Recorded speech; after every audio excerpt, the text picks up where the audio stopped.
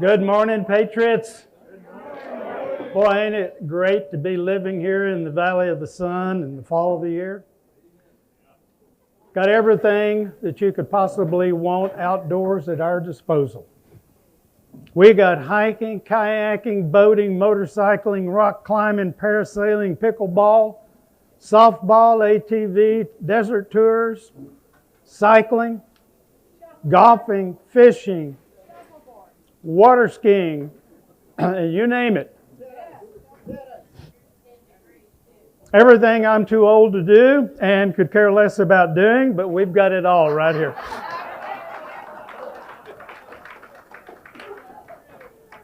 That's why it's reported that we've got so many folks who winter here in the valley. But I think many of our winter residents are kind of like me. Once they arrive and they get settled in, they find bliss and sitting on their front porch with a cold brew in hand, watching everyone else head out to the great outdoors to partake in all those wild and frivolous adventures. Then they come back from their outings and tell me all about their outdoor experiences. I listen closely, soak in all the details. Because someday, someone is going to ask me if I've been there and done that. And I can say and lie, yes. But I can say, yes, I've been there and done that with persuasive conviction. That said, I need your help. I've got an East Texas cousin. I've got an East Texas cousin that's arriving here this weekend with his clan, and I need to find someone with a spare bedroom to put him up for a few days. Conrad wants to explore Arizona. We've arranged for his wife and kids to bunk at my place, but we've ran out of room, so he's agreed to bunk off site. Now, Conrad is a good man, but I'll be the first to admit that he's made a few bad choices in his life. But you'll have absolutely nothing to be concerned about if you open up your home to him, so I'm open to volunteers. Let me introduce you to my cousin, Conrad.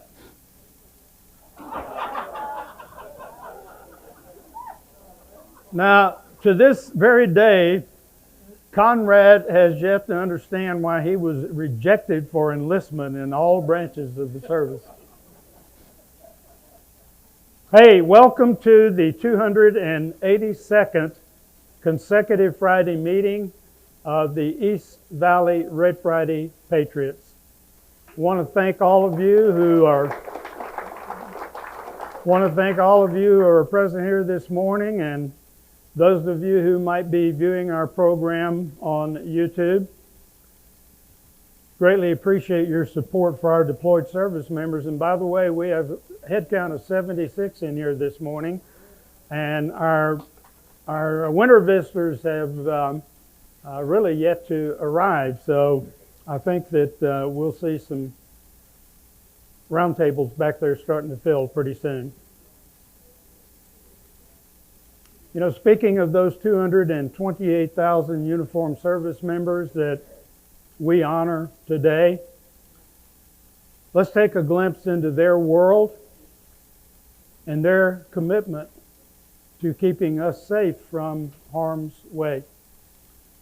This is country music singer and songwriter Chase Rice singing "Die Trying."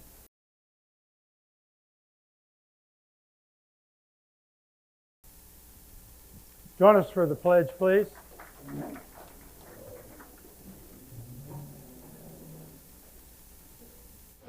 Pledge allegiance to the flag of the United States of America and to the republic for which it stands, one nation under God, indivisible, with liberty and justice for all. Thank you, thank you, thank you. Sorry for a little bit of video difficulties here. like to take this opportunity to introduce a few of our guests this morning. But also, she's not in here right now. Did any of you guys who were previously attending over at the Tumbleweed recognize our waitress this morning, Brandy? Brandy is now working here, and she called me or sent me an email about 2 weeks ago and said, "Hey, I'd like to come over and visit with some of our guys, and where are you meeting?" And I told her, and all of a sudden I find out today she's full-time. So we got Brandy back. That's a good thing. Also, I want to take this opportunity to introduce Joseph Vandal. Joseph, where are you? Joseph, stand up right back here. Joseph is a guest of Ken Busey, and hang on one second here. You got it? You got it? Good. He's a guest of Ken, and I understand that you are moving here from Minnesota? Yes, sir. There's no better place to move from. You just heard all of the activities that I told you were available to you here in Arizona. When you finish up on a few of those, I'm going to be sitting on my porch with a brew. You tell me about them, and I can lie to somebody and say I've been there and done that. Glad to have you with us today, very much so. Lance, you are a United States Air Force veteran. You served 1967 to 1971. What was your job in the Air Force? Hold the mic up. I was accounting and finance. Accounting and finance. Did you ever have a backpack on? Yes, I did. Did you? But that was only in basic training. No, that was over in Vietnam. So let me ask you, was the chair that you sat in, was it cushioned? If I tell you that, I'll have to kill you. So Glad to have you guys with us. thank you.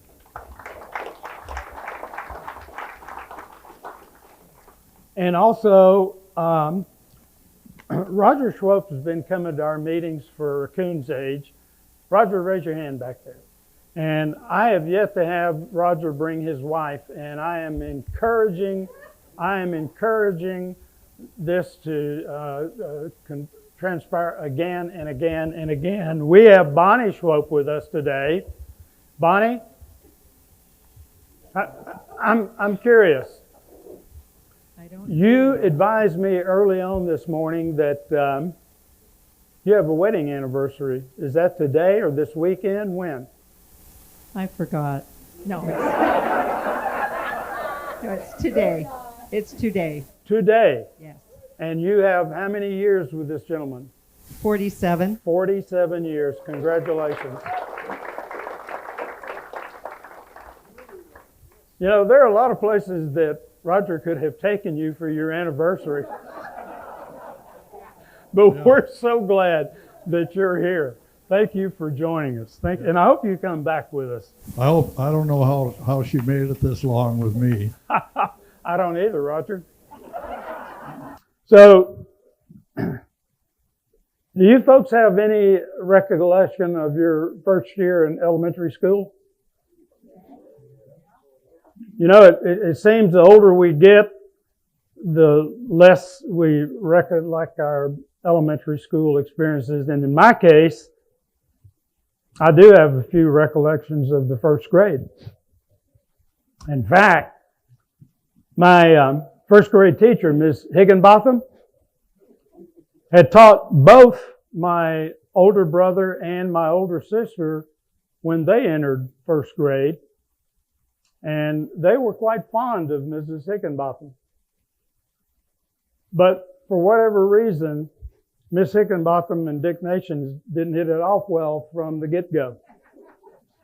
And I'll admit, I'm sure I was an unexpected handful. Let's just say I was a challenge.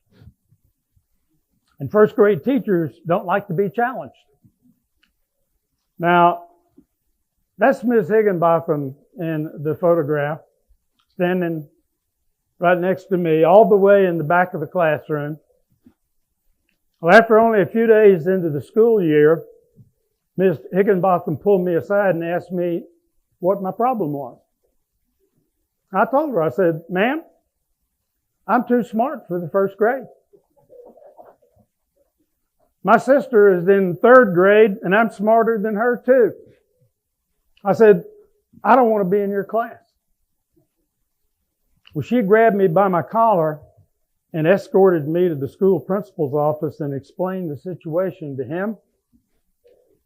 So the principal scratched his head and said that he'd give me a test. If I failed even one question, that I'd have to remain in the first grade and be quiet. He looked at me and he said, "Richard, are you okay with that?" I said, "Yes, sir. You ask me whatever you want." Then he turned to Ms. Higginbotham and asked if she would agree to that. She said yes. So the principal turned to me and said, "Richard, what is 3 times 3? I said, 9. He said, "What is 6 times 6? I said, 36. He said, "What is the low land between hills or mountains called?" I said, "A valley." He said, "What must be added to 3/5 to get a whole?" And I said, 2/5.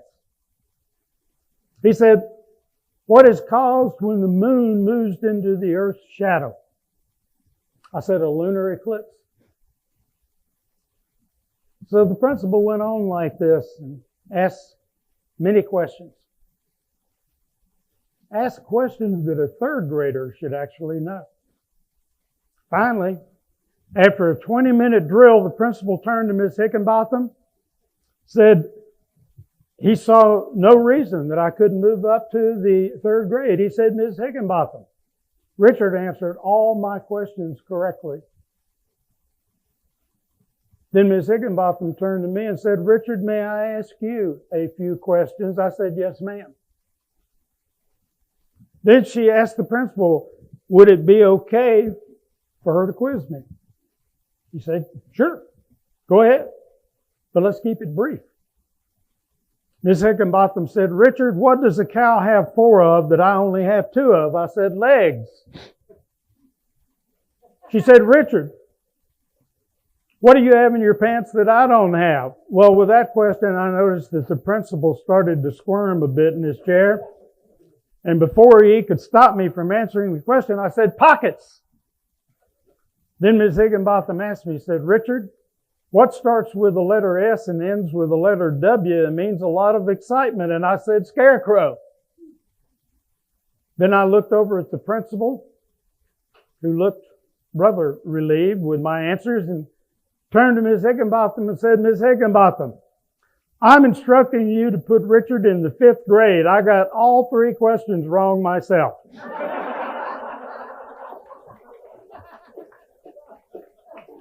Now, in the entire history of the Orange, Texas Independent School District, I was the only 6-year-old to attend 5th grade.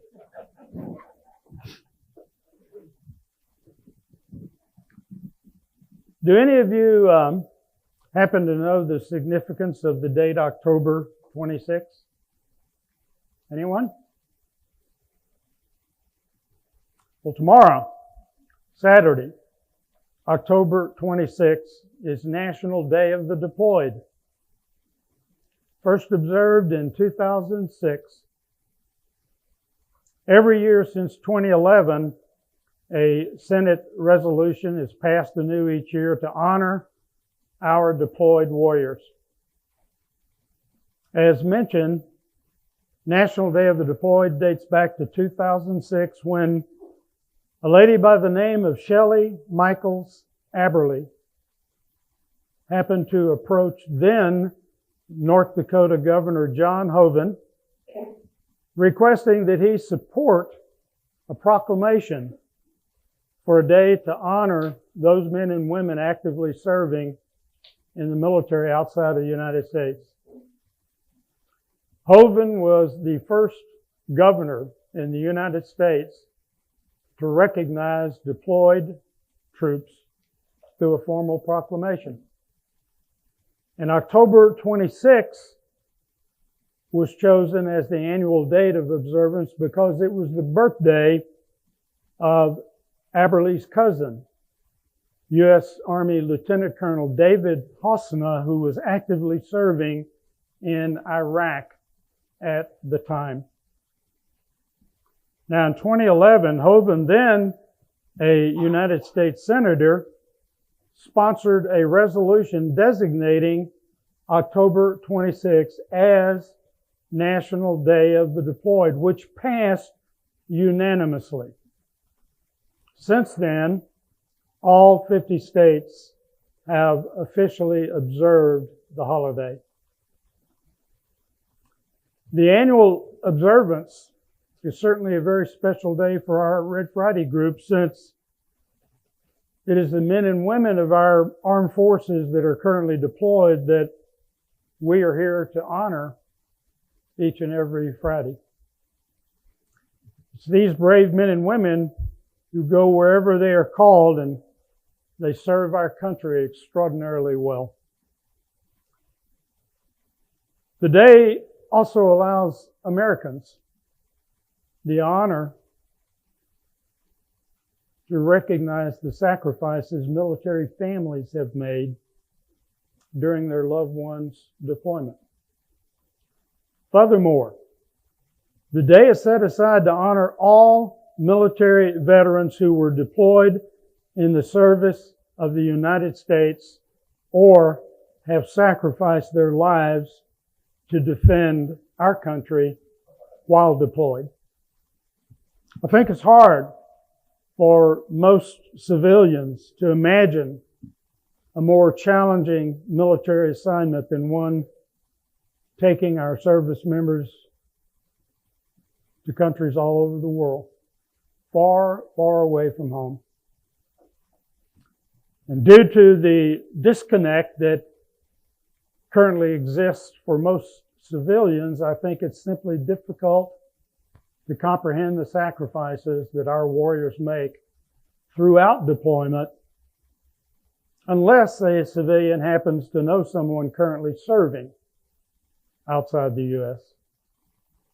As many of you know, deployments can last anywhere from 90 days to 15 months, longer in some cases.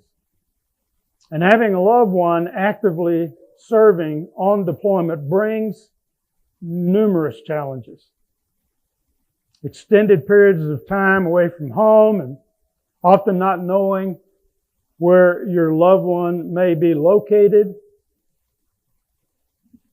Those are just a couple of the stressors for family members and loved ones. In addition to the 228,000 personnel currently deployed, the United States has approximately 40,000 active duty personnel on classified assignments around the globe, unable to communicate with or advise their loved ones as to their location for very extended periods of time. So let's take a moment, reflect back on relatively modern deployment history. It's interesting to note that more Americans deployed to combat zones overseas during World War II than any other war in American history. According to the Veterans Administration, during World War II period from September 1940 through July 1947, some 16.5 million men and women served in the United States Armed Forces.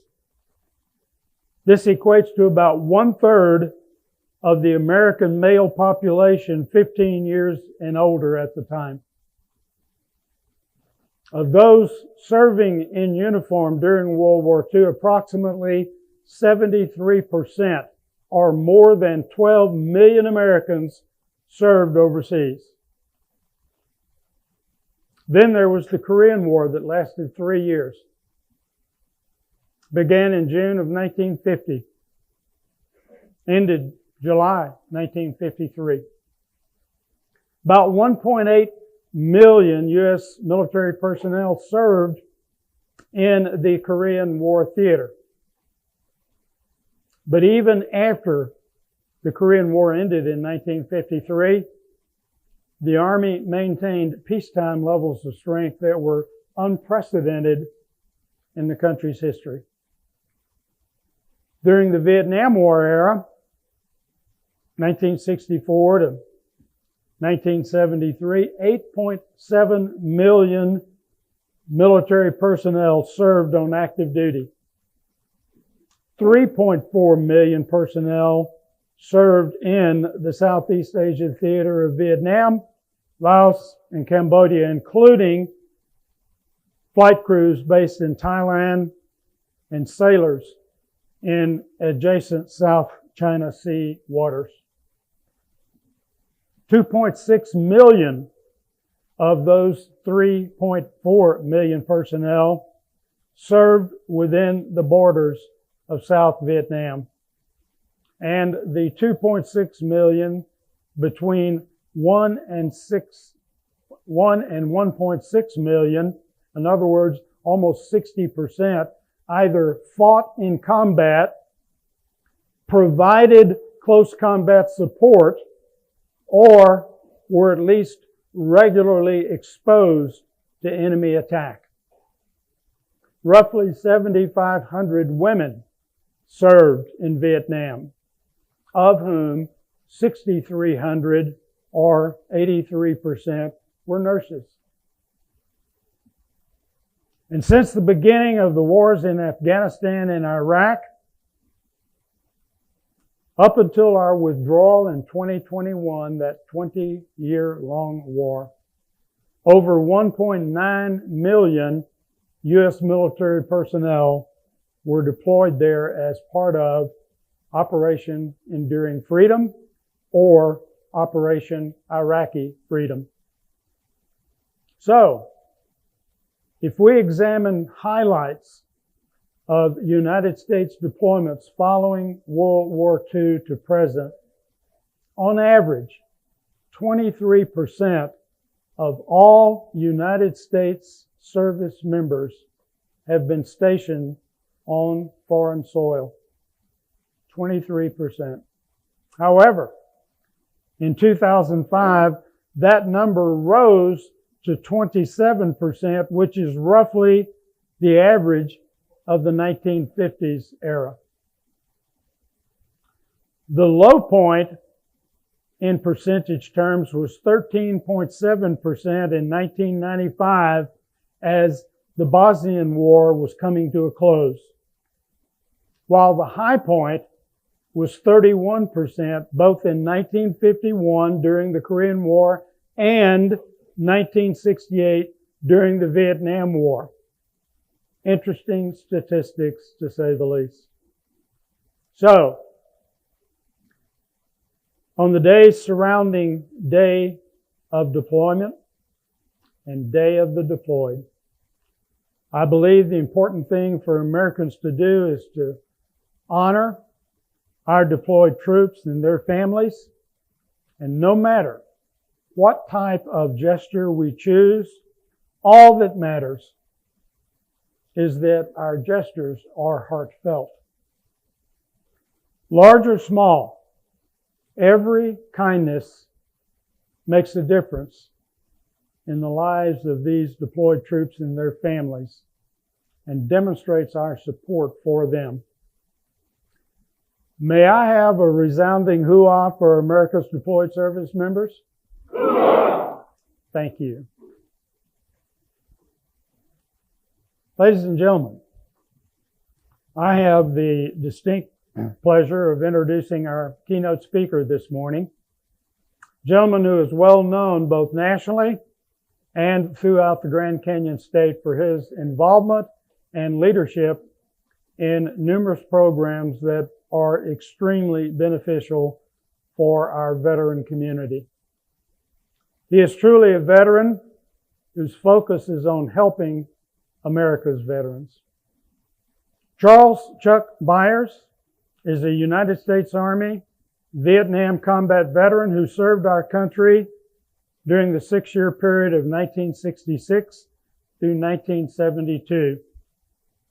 During the 11-month period of July 1967 to June 1968, while stationed in the Mekong Delta of Vietnam, Charles served with the 2nd Battalion, 60th Infantry Regiment, 9th Infantry Division as a combat medic.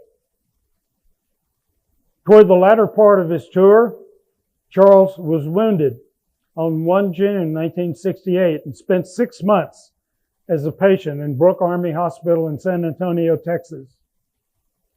Following recovery from his wounds, he elected to remain in the United States Army and entered the Walter Reed Army Nursing Program, graduating from that program in 1970.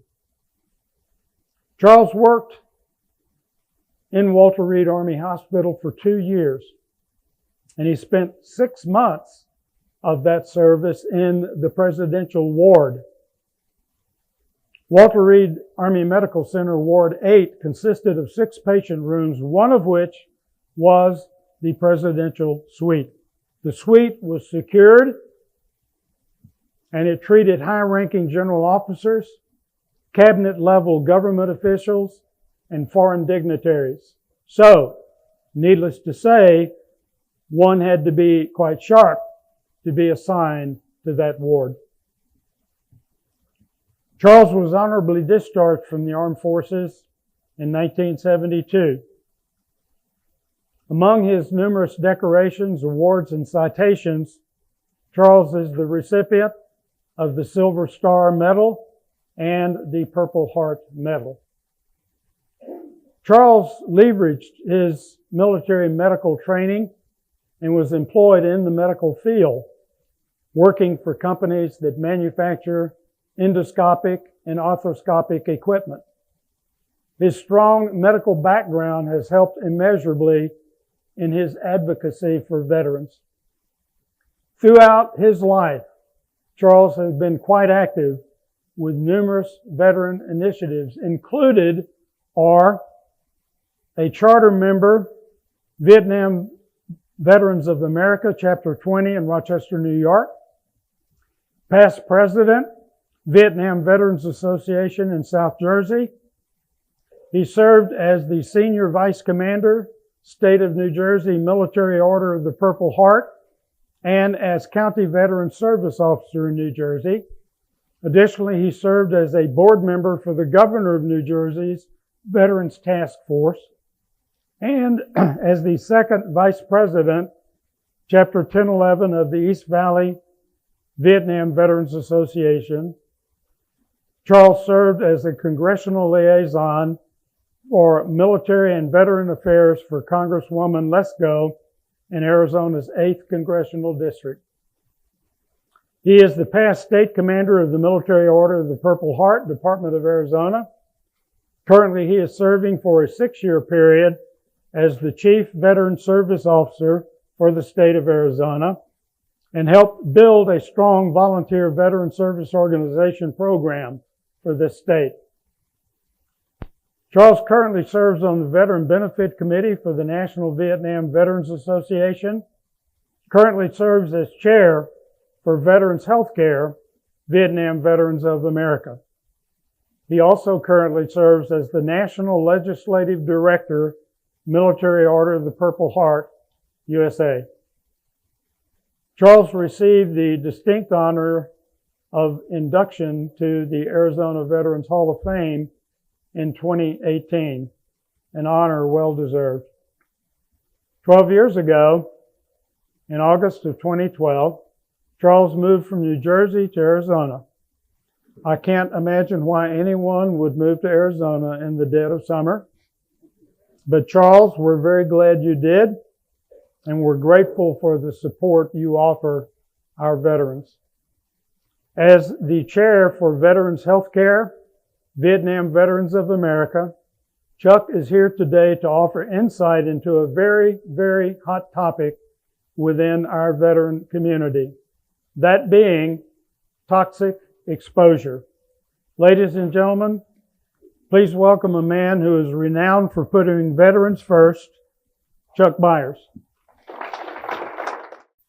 Good morning, Patriots. and fellow and red shirters, good morning. Thank you for letting me talk about this topic of toxic exposure. I think you'll find some of the things I'll talk about today will be pretty interesting. Some of you might know, some of you might not know, but I would just want to make sure that everybody is informed.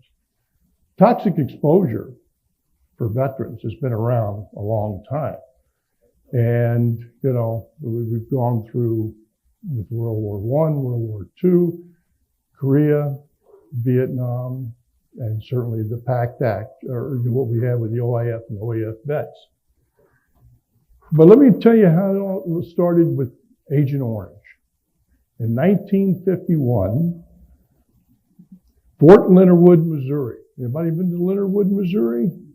Ooh, very good. Well, this scientist, apparently they were having a lot of problems with poison oak and poison ivy. So this scientist got together and said, we need to kill it. So we'll put this 2,4-D and 2,4,5-T together. I'll tell you, I don't know, just a bunch of chemicals, okay? And it did great. It really killed the poison oak and the poison ivy because they had a really bad case of the soldiers out there at Fort Leonard Wood coming in and complaining that, you know, they stepped in it, you know, so that they had to defoliate. So that was kind of the start of what happened. And then, you know, Agent Orange, as you know, certainly took off. And we saw a lot of it in Vietnam. But I'm going to show you, everybody knows about, some of you know about Camp Lejeune, the contaminated drinking water. And, you know, that was from a dry cleaning plant that the benzene got into the water supply. And the VA knew, the government knew this, and they ignored it for over 30 years. And a lot of veterans have died, families have died, and Camp Lejeune was, you know, they were still filing. I don't even know anybody that's ever gotten any money from Camp Lejeune yet from the settlement, but, you know, it's good. I'm glad to hear that. But let me tell you something that maybe get bigger than Camp Lejeune, and that is McClellan, Alabama. Now, how many people have been through McClellan, Alabama? You know, Alabama, what's that song, the fight song, Alabama something? Yeah, all right. So McClellan, Alabama, and this is kind of a tale of two cities. And the two cities is kind of showing you how nice and McClellan, you know, was. I mean, it's a beautiful post. Trees and, you know, it's that southern aristocratic everything that you have there. But right outside of McClellan, Alabama was a Monsanto plant. Ooh. Remember when Monsanto, Dow, Corning, they all were giving. So from 1935 to 1999, McClellan, Alabama was about 650,000 veterans went through. It was the chemical biological warfare school. It also was the home of the Women's Army Basic Training Center. 80% of that 650,000 were women that have gone through there. Not knowing, or maybe knowing, probably not, where, does that look familiar for those people in Alabama? See the wax circle, the MP school, the chemical school, the IT brigade? Not knowing that they had this Monsanto plant, and they stored and tested, and they were burning constantly through this in Anniston. And this smoke just drifted all over McClellan, Alabama. There's some of the burn sites. And when you talk about burn sites, you know, this was the home of the chemical biological warfare area. So they tested a lot of chemicals. They burnt a lot of chemicals. There's some of the actual burn sites showing you where everything is. There's the surrounding areas showing a little bit about Anniston. Fort McClellan was a pretty good size area right next to Talladega National Forest. But there's Anniston right there.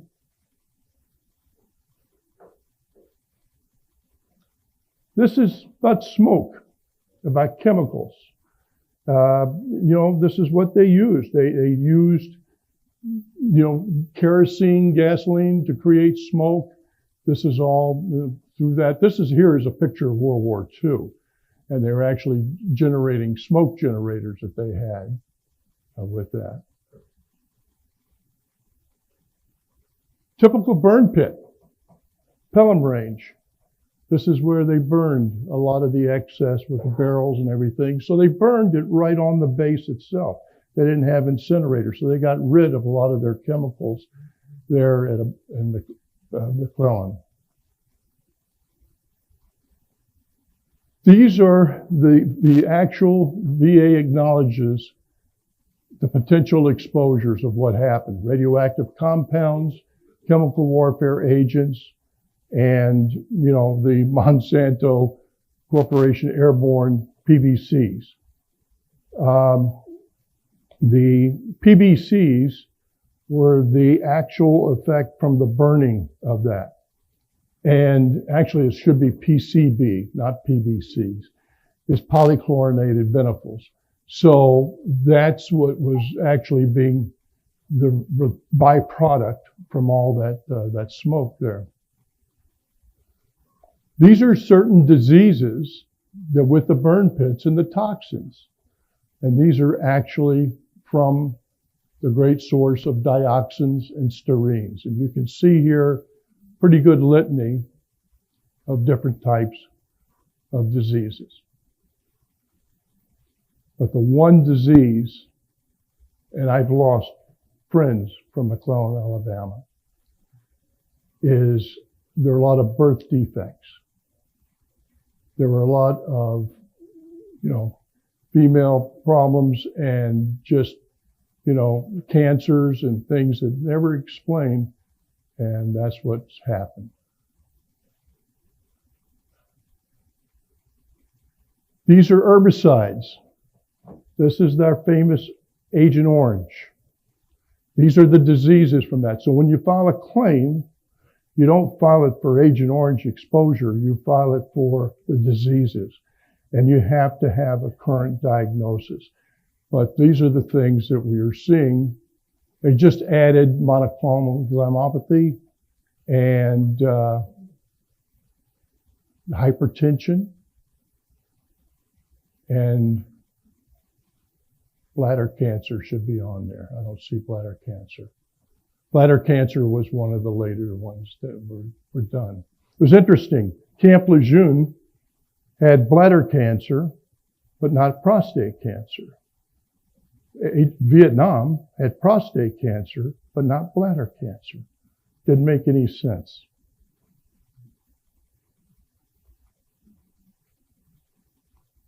These are from associated with CS-137, and this is where they burned a lot of this in Camp Lejeune, in McClellan, Alabama. And you see there radiation syndrome, birth defects, bone cancer, liver cancer, a lot of the cancers. And that's what's associated with the CS-137. They even did mustard gas. I mean, remember, we were 1931 to 1999. So they actually tested and they disposed of mustard gas. Look at all the diseases. And these are scientific proof. These are what's actually has caused that. But it's the old thing, you have the nexus letter. You got to show that you were there, you were exposed to it, and that's where you have that.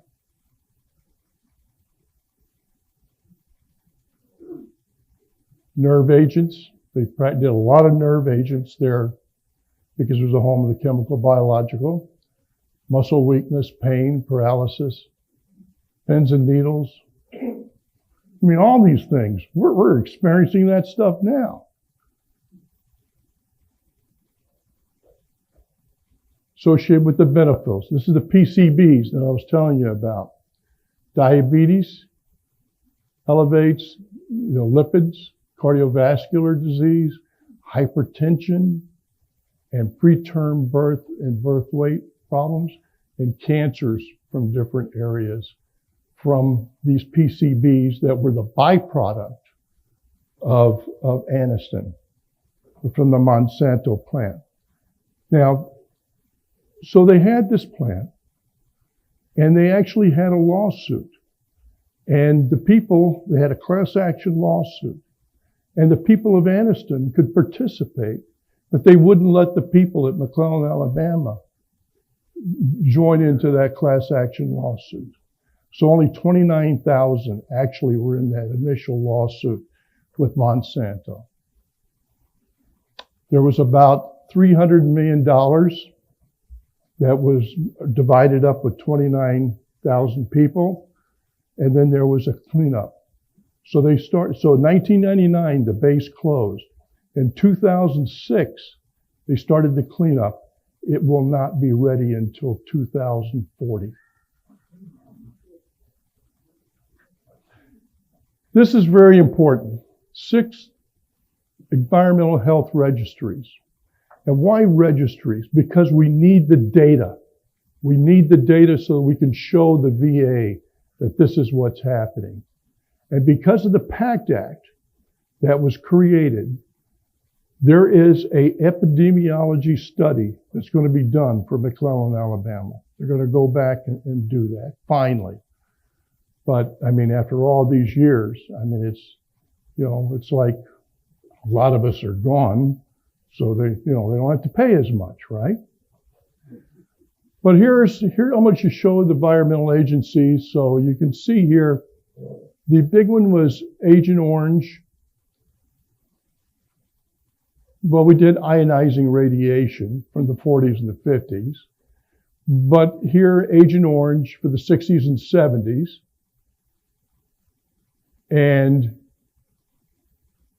But what's missing is right after, they said 60s and 70s for the Agent Orange, and we just didn't spray Agent Orange.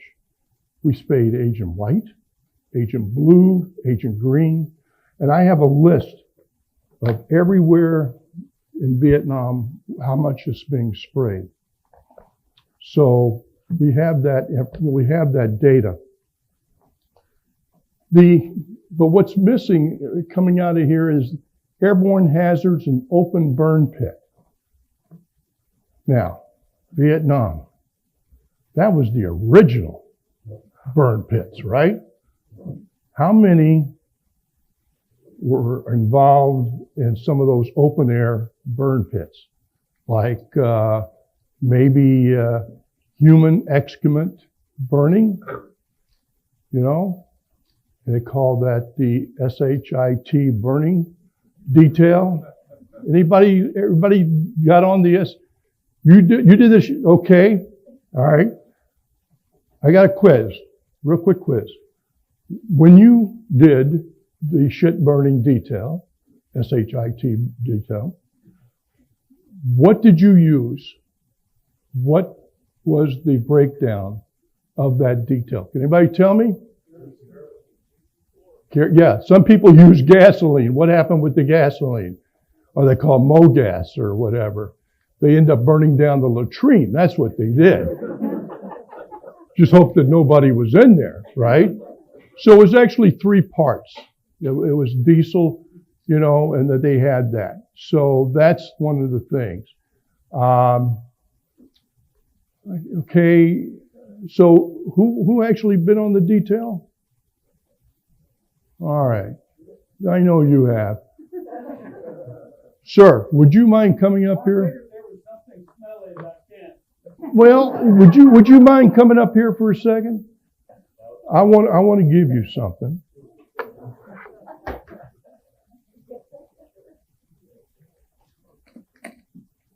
Get in my pockets. No money. This is probably the most coveted pen in the world. It is called the SHIT burner pen. I want to present that to you, Ken. Thank you very much.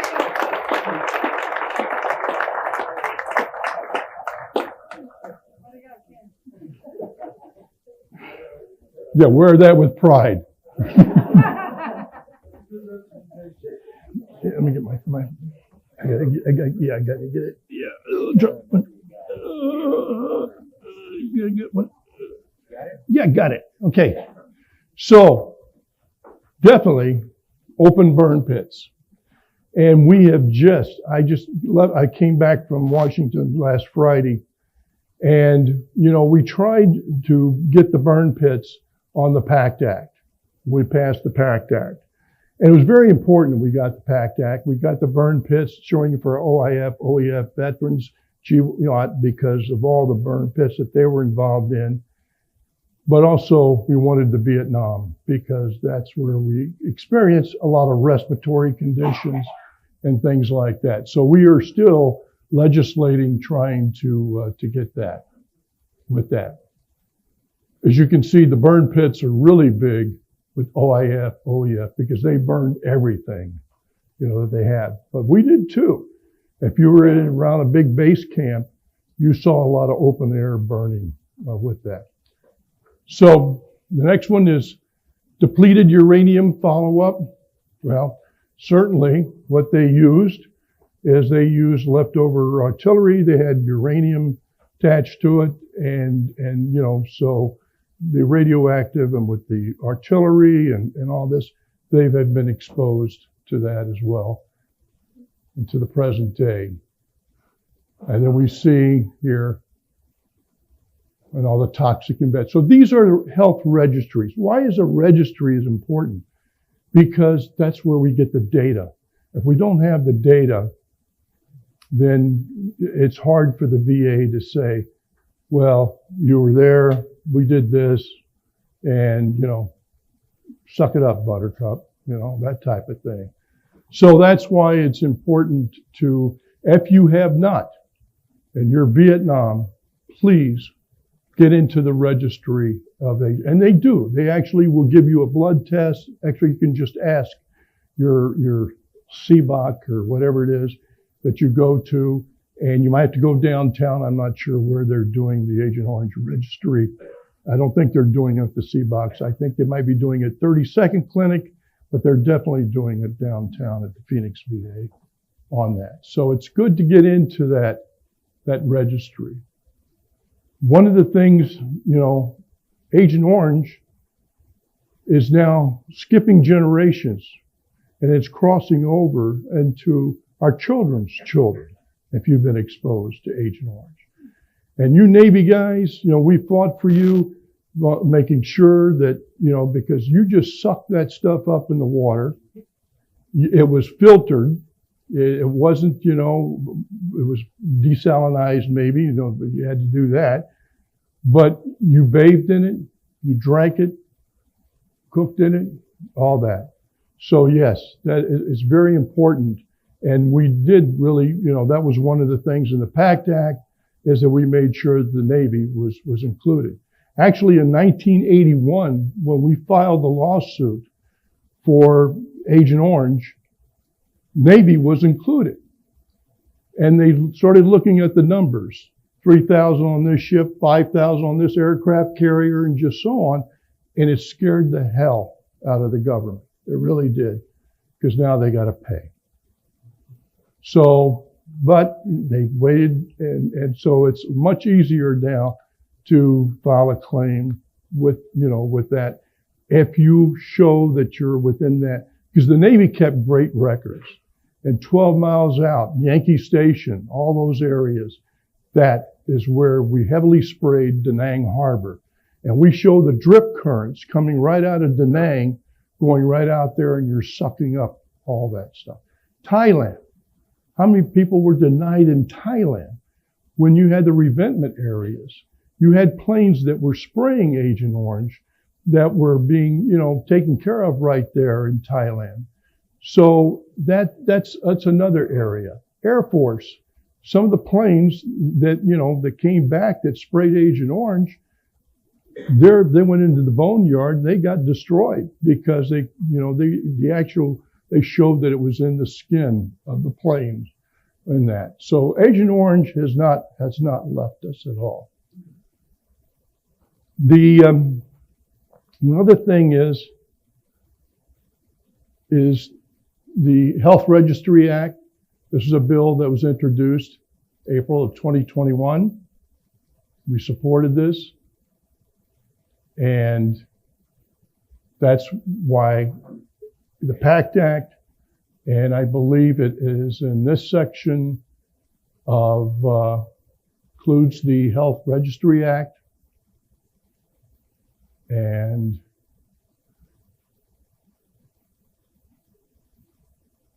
Section 801 of the PACT Act is the McClellan. It's a health registry, a tool for epidemiological studies.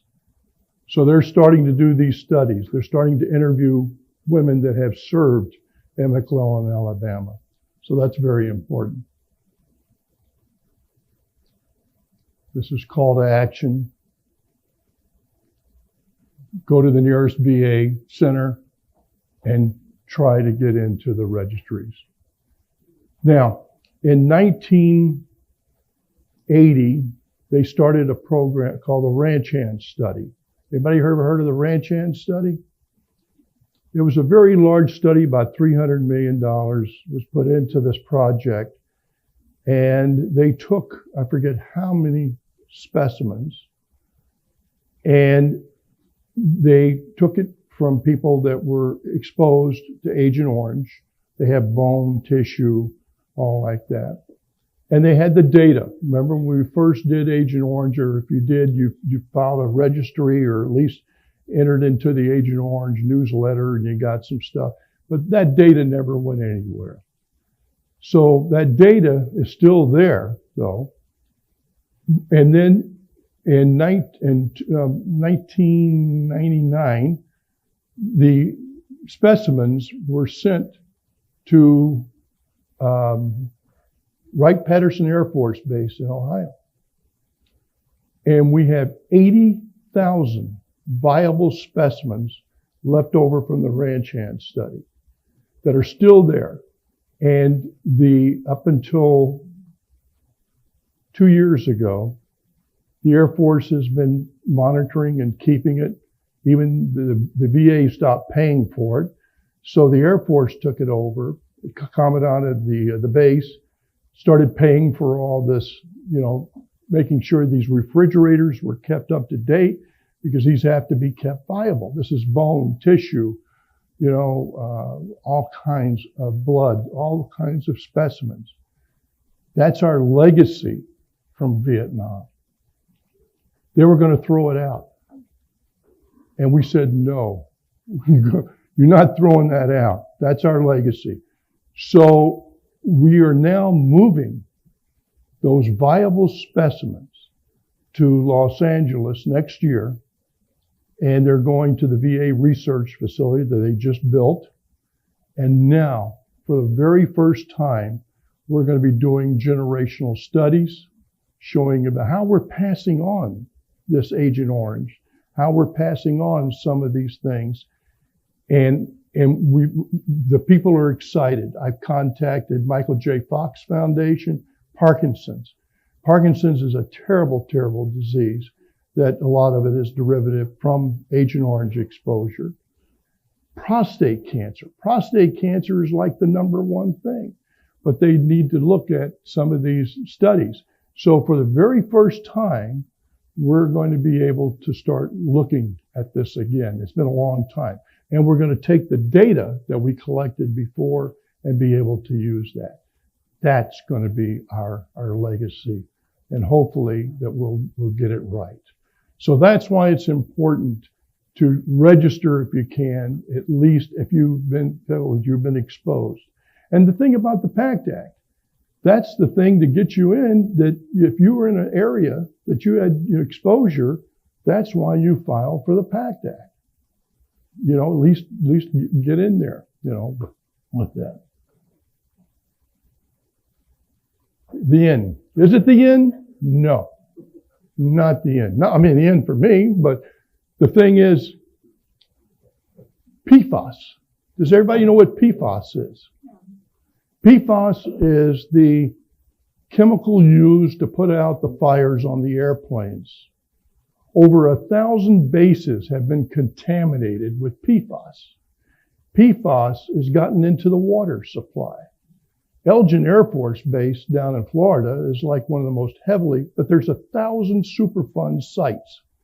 And this PFAS has gotten in there and has contaminated the drinking water. When you start seeing Luke Air Force Base handing out bottles of water, you know, something's wrong. So that's why we got to stay on top of this. And that's why I fight.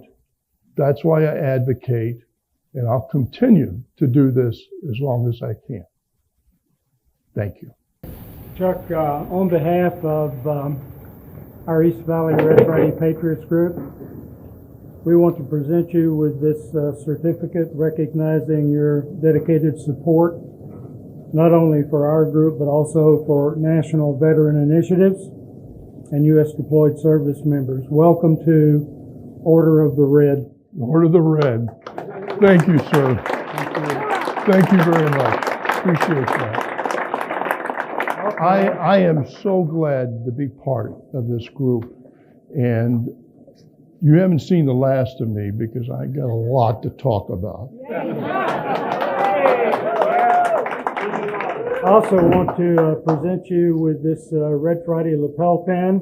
Wow. This is a very coveted pin within this group, and you'll see that those who have been issued this particular pin wear it very proudly, and we hope the same for you. Thank you, sir. Absolutely. May I pin this on you? Please do. Thank you. Yes. What does that pin rank in preference to the shipburner? Yes. Yeah, will you? While Chuck is here, the shipburner pin goes number one. When Chuck leaves, the Red Friday goes on. Absolutely. Thank you so much. Thank you. Thank you. Every installation around the country and overseas has a burn pit. I used to, as a first sergeant for my unit, I'd have our supply and transportation personnel load up trailer loads of this stuff and take them to the pit.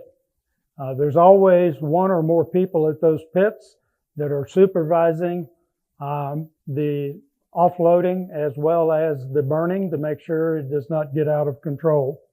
There is no telling what type of chemical exposure that our troops have had over all of these years.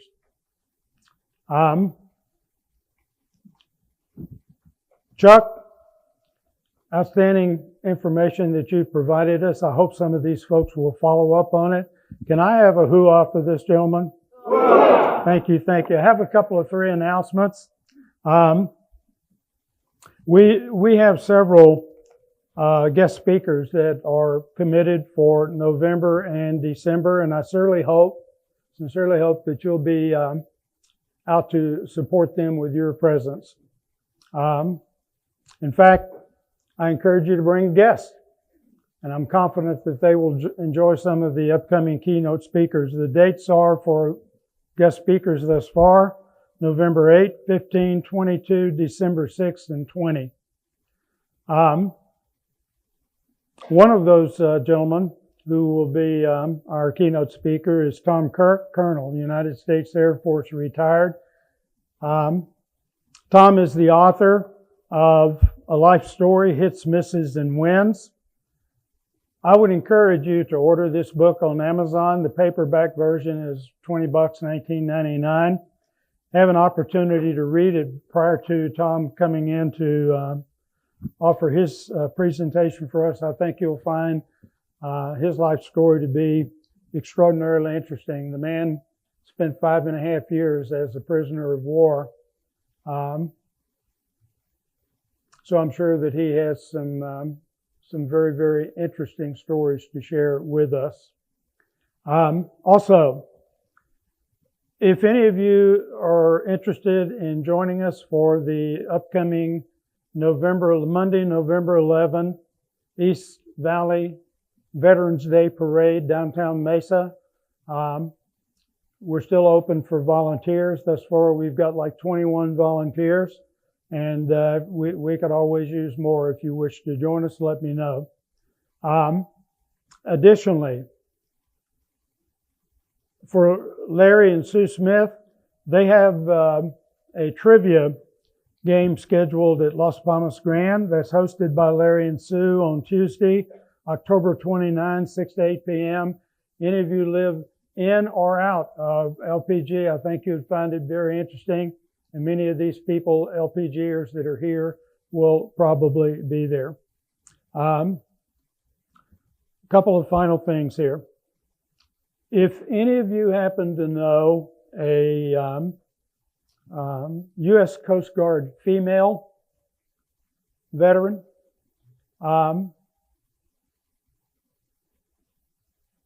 the Chamber of Commerce here is going to have a program where they recognize each branch of service, and this will be an all-women's recognition this year. So if you happen to know a female that served in the Coast Guard, please get with me and I'll relay the information on. I'm sorry, but I don't know anyone a female that served in the Coast Guard. We have 3 Coast Guard, we have 3 Coast Guard retirees. One of them is right back here, but I don't know of any females. So, to our guests, thank you for joining us today. We are sincerely glad that you have made the choice to share a little time with us at R.E.D Friday. Hope you'll join us again. And to each of you, let us not discount the importance of our mission, and that is to remember everyone deployed. Have a wonderful weekend.